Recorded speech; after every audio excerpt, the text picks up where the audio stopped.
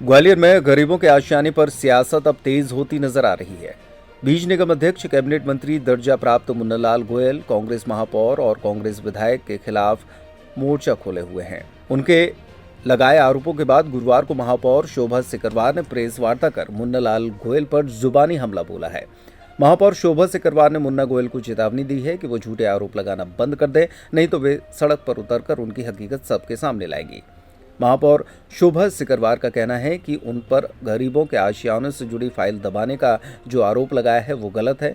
उनके पति और कांग्रेस विधायक सतीश सिकरवार पर भी गरीबों के लिए आवंटित सरकारी जमीन पर कब्जा करने का आरोप झूठा है।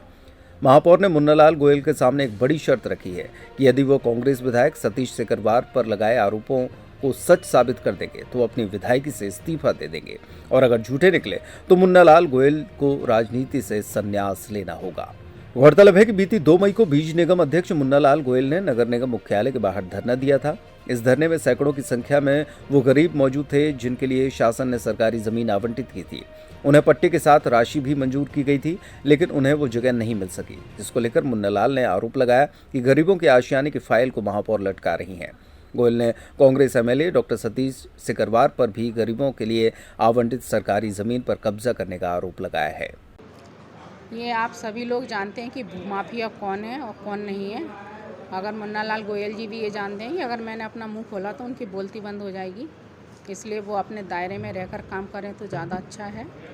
और जो उन्होंने मुझ पर आरोप लगाया है वो आरोप बिल्कुल गलत है, क्योंकि केदारपुर की जो फाइल है वो मैंने एमआईसी से पहले ही स्वीकृत कर दी थी, लेकिन मेरी सासू माँ का निधन हो जाने के कारण वो फाइल में पढ़ नहीं पाई थी, और पढ़ने के बाद उसमें कुछ जो त्रुटियाँ पाई गई उसकी मैंने जानकारी मंगाई है, और कुछ नहीं था। मुन्नालाल जी को तो आए ना दिन कुछ बहाना चाहिए कि वो जनता के बीच में कैसे वो हो पाएँ। अगर इतने ही वो हितैषी थे तो उपचुनाव के दौरान जब डॉक्टर सतीश सिंह सिकरवार चुनाव जीते तो उन्होंने सरकार से जो विशेष निधि से पैसा आया था वो उन्होंने क्यों वापस करवाया, क्योंकि वो तो विकास के लिए आया था ना।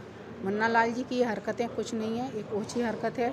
वो मुझे ऐसा लगता है मानसिक रूप से रोगी हो चुके हैं, क्योंकि आप लोगों ने भी देखा है कि आए दिन कहीं ना कहीं भूमि पूजन जब पूर्व विधानसभा में होता है, अभी सिंधिया नगर में मेरी महापौर नीति के द्वारा काम कराया जा रहा था, वहाँ भी वो भूमि पूजन करने पहुँच गए।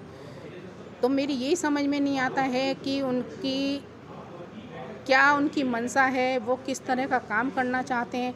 जब वो खाद बीज निगम अध्यक्ष हैं तो अपने विभाग को देखिए ना। आप दूसरे के काम में क्यों टांगे अटका रहे हैं? आप अपना श्रेय खुद लीजिए, दूसरों का श्रेय लेना, दूसरों के कामों का श्रेय लेना बंद कीजिए।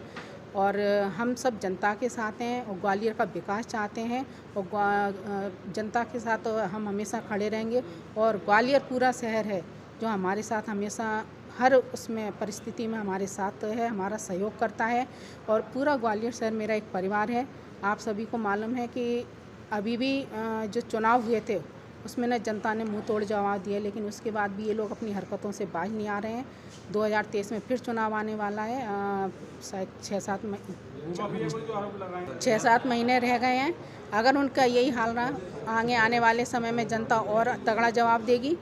और बस हम जनता के साथ हैं, जनता हमारे साथ है, और हमको ग्वालियर के विकास के अलावा कुछ नहीं सोचना।